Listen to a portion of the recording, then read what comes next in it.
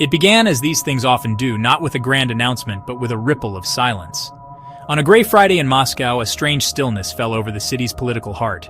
The usual motorcades were absent, the guarded entrances to the Kremlin unusually quiet. By midday, the whispers started to spread through the corridors of power, carried on encrypted messaging apps and hushed phone calls. The president was unwell. He was considering stepping aside. He had already chosen a successor. Each rumor contradicted the last, yet they all pointed in one direction. The end of an era was not just a distant possibility, but an imminent reality. The system built around one man for over 2 decades was trembling. This was the moment everyone had privately anticipated, but few had dared to discuss openly. For years, the question of what comes after Putin was the great taboo of Russian politics, a forbidden thought. To even ponder it felt like an act of disloyalty. Yet the system itself, a complex web of competing clans and interests all held in balance by a single arbiter, made the question unavoidable. Now the silence from the top was deafening. It created a vacuum, and into that void rushed fear, ambition, and uncertainty. The powerful figures who owed their fortunes and their freedom to the president began to look at each other with new eyes, wondering who would be a friend and who would be a foe in the coming storm. The tension was palpable, not just among the elite, but across the sprawling city. In the expensive restaurants near Patriarch's Ponds, conversations fell to a murmur as patrons scrolled anxiously through their phones, searching for any scrap of official news. In the crowded metro cars, ordinary Muscovites glanced at the silent television screens, their faces etched with a familiar mixture of stoicism and apprehension. They had lived their entire adult lives under one leader, a symbol of stability for some and stagnation for others. The idea of his departure was like the ground shifting beneath their feet, a profound and unsettling change that promised nothing but the unknown. For the outside world, the news from Moscow was a geopolitical earthquake. Diplomats and intelligence analysts from Washington to Beijing scrambled to make sense of the fragmented information. Who was in control? Was this a managed transition or the beginning of a chaotic power struggle? The stability of a nuclear-armed state, the future of the long and brutal war in Ukraine, and the balance of global power all seemed to hang in the balance. The Kremlin had always been a black box, its inner workings deliberately opaque. On this day, June 13, 2025, that box seemed on the verge of breaking open, and the world watched, waiting to see what would emerge.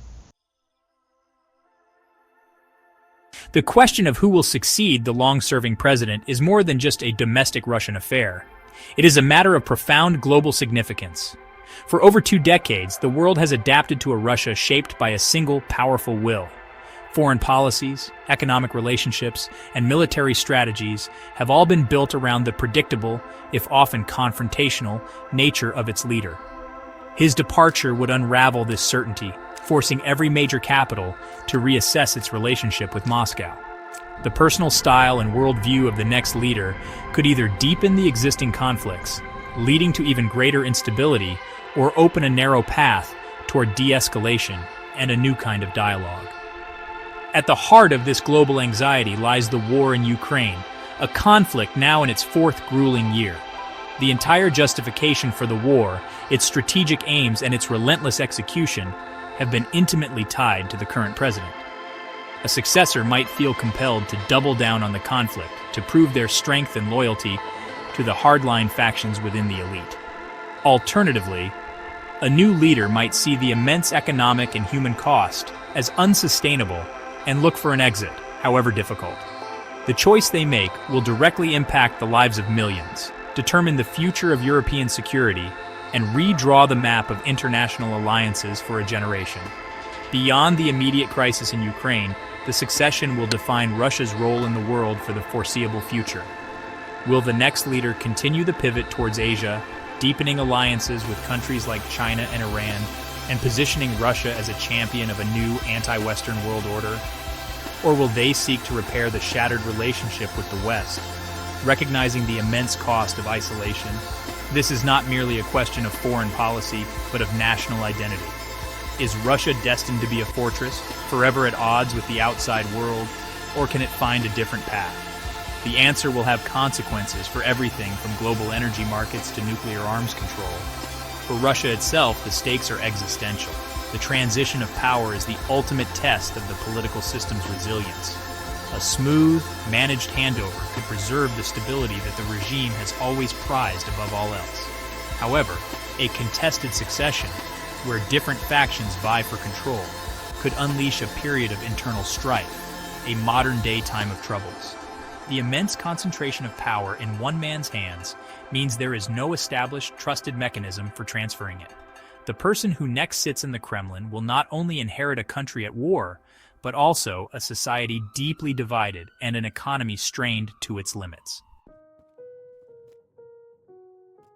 Among the potential heirs, one of the most talked about is a figure we can call the Gray Cardinal. He is not a public politician who gives fiery speeches or appears frequently on state television.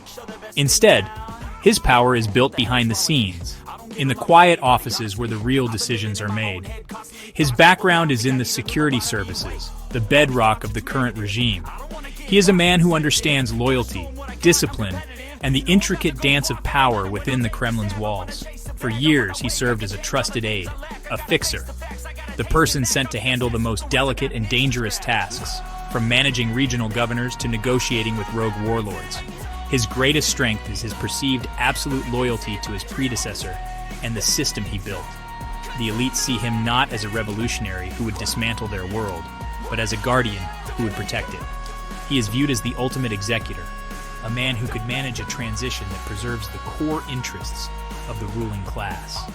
His quiet demeanor and lack of a large independent power base of his own make him seem less threatening to the other powerful clans. They believe he could be a figure of consensus, an arbiter who would maintain the balance of power rather than upend it. His deep connections within the military and intelligence agencies give him the tools to enforce stability. However, his weaknesses are the flip side of his strengths. The Gray Cardinal has almost no public profile or popular charisma. He is a product of the apparatus, not a leader who can command the affection or passions of the masses. In a time of national crisis, this lack of a popular mandate could be a fatal flaw. Could he inspire a nation weary of war and economic hardship? Furthermore, his entire career has been spent in the shadows, executing the will of another. It remains an open question whether he possesses the vision, decisiveness, and ruthlessness to be the master of the system himself, rather than just its most effective servant. If the Gray Cardinal were to ascend, the world could expect a policy of cautious continuity. He would likely seek to consolidate power internally and project an image of strength and control. The war in Ukraine might continue, not out of ideological fervor, but because ending it would be seen as a sign of weakness that could destabilize his rule. He would be a transactional and pragmatic leader, focused on regime survival above all else. His Russia would remain a guarded and suspicious actor on the world stage, a fortress managed by a new, more anonymous warden, but a fortress nonetheless. The style would change, but the substance might remain chillingly familiar.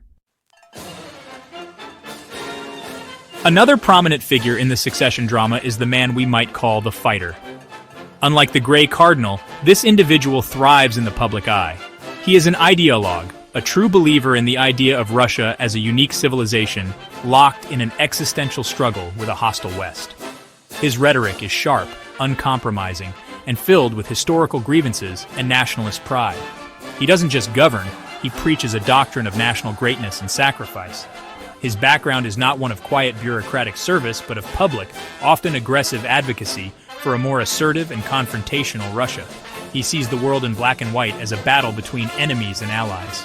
The fighter's primary strength is his ability to mobilize the most hardline, nationalist segments of the population and the elite. He speaks their language and validates their deepest fears and resentments. In a post-Putin era, where a sense of betrayal and vulnerability might run high, his message of defiance could be a powerful rallying cry. He would present himself as the only leader strong enough to defend Russia's honor and stand up to its enemies. The security apparatus, the military-industrial complex, and the patriotic movements would see him as their natural champion, the one person who would not compromise on the core principles of the struggle. Yet this ideological rigidity is also his greatest weakness. The fighter's black and white worldview leaves little room for diplomacy, compromise, or pragmatic retreat. He would likely escalate the conflict in Ukraine, believing that anything less than total victory is a national humiliation.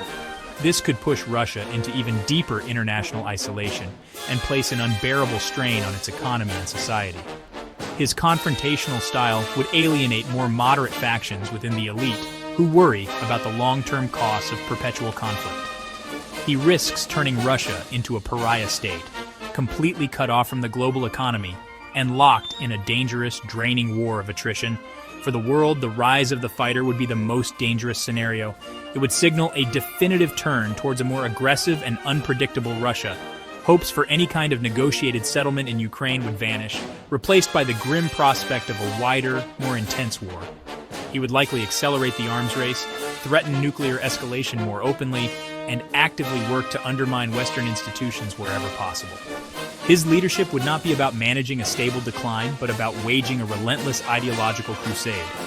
Under the fighter, Russia would not just be a fortress, it would be a fortress on a war footing, with the gates barred and all cannons pointing outward. A third type of potential successor is the modern face. This figure represents a different kind of conservatism, one that seeks to blend the traditions of a strong state with the necessities of a modern economy. He is often a technocrat, perhaps with a background in economics or regional administration, rather than the shadowy world of the security services. He speaks the language of efficiency, technology, and managed reform. His public persona is that of a competent, no-nonsense manager who understands that Russia cannot thrive in complete isolation. He is less interested in grand ideological crusades and more focused on the practical challenges of governance. The main strength of the modern face is his appeal to the pragmatic elements of the elite and the broader public who are tired of conflict and economic stagnation. He offers a vision of a future where Russia can be strong without being perpetually at war. He understands the importance of technology, global financial markets, and a functioning economy. His supporters believe he could stabilize the country, slowly rebuild bridges with the outside world, and guide Russia out of the current crisis without triggering a collapse of the system. He represents the hope for a normalization of sorts, a return to a more predictable and less confrontational state of affairs. However, the modern face faces a significant challenge. He is perceived as being soft by the powerful hardline factions. In the hyper-masculine, security-dominated world of Russian politics, a focus on economics and diplomacy can be easily mistaken for weakness. The military and intelligence services might view him with deep suspicion, fearing that he would trade away Russia's strategic interests for economic gain. To secure power, he would have to make significant concessions to the hawks, potentially trapping him in the very policies he wishes to change. His path to power is a tightrope walk, balancing the need for reform with the demands of the powerful security state. If the modern face were to come to power, it could signal the beginning of a slow, cautious thaw. He would not be a liberal Democrat in the Western sense, but a pragmatic autocrat focused on national interest defined in economic rather than purely military terms. He might seek a frozen conflict in Ukraine, allowing him to declare a form of victory while pivoting to address the deep-seated economic problems at home. His government would be a hybrid, mixing the old guard with new technocrats, and his foreign policy would be carefully ambiguous. For the world, his rise would offer a sliver of hope for de-escalation, but it would be a fragile hope, easily extinguished by the powerful forces of the deep state he would inherit. As the rumors swirl and the powerful men in Moscow weigh their options, the city holds its breath. The atmosphere is thick with a nervous energy, a mix of fear of the unknown and a desperate longing for clarity.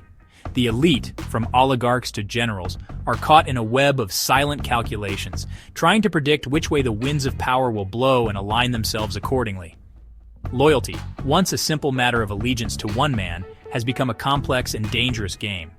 A wrong move, a misplaced word of support could mean the end of a career, a fortune, or even a life. This is the perilous nature of power in a system without rules for its own succession. This moment of transition is much more than a simple changing of the guard. It is a fundamental test of the Russian state and its identity in the 21st century. The choice of the next leader will be a choice between deeply divergent paths. Will Russia continue down the road of confrontation, defining itself in opposition to the West and embracing a future of isolation and conflict? Or will it seek a different course, one that prioritizes internal development and a more pragmatic engagement with the rest of the world? The decision will be made by a small circle of powerful individuals, but its consequences will be felt by every Russian citizen and across the globe. This is why the world watches with such intense focus. The future of the war in Ukraine, the stability of the global energy supply, the fate of the last remaining nuclear arms treaties, all are tied to the outcome of this opaque power struggle inside the Kremlin walls. A new leader could bring new dangers or new opportunities. The international community is not a passive observer. Its actions and signals in the coming months could influence the calculations of those vying for power. The challenge for Western leaders is to navigate this period of uncertainty with a combination of strength and strategic patience, deterring aggression while leaving the door open for a different future. Ultimately, the departure of a leader who has defined his country for a generation is both an end and a beginning. It is the end of an era of perceived stability, however brittle it may have been. But it is also the beginning of a new, uncertain chapter in Russia's long and turbulent history. The path forward is unwritten. It could lead to a more aggressive and isolated state, a slow and managed opening, or a chaotic collapse. The only certainty is that the Russia that emerges from this transition will be different, and the world must be prepared for whatever comes next. The whisper on the Moscow River is a harbinger of a storm, and its direction is not yet known.